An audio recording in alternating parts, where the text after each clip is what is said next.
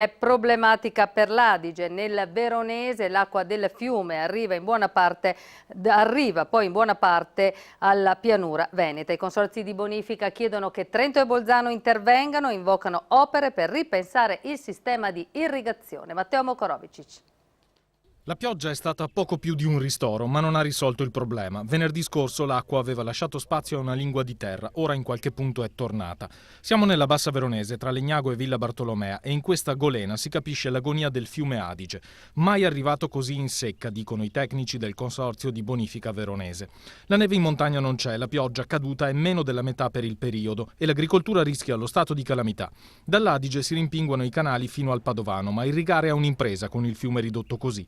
La sua portata normale è di 80 metri cubi d'acqua al secondo. Nei giorni scorsi però si è arrivato a lambire i 20.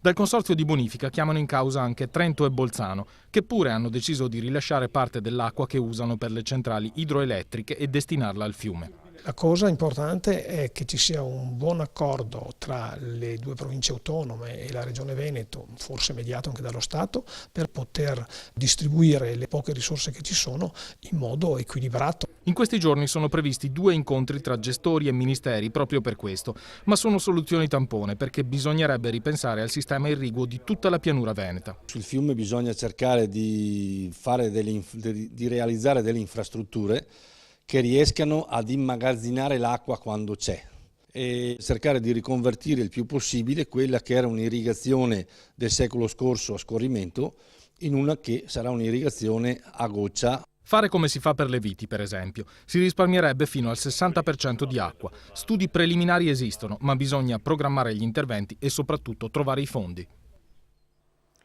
Politica, domenica le primarie del Partito Democratico al voto per la segreteria nazionale, ma in Veneto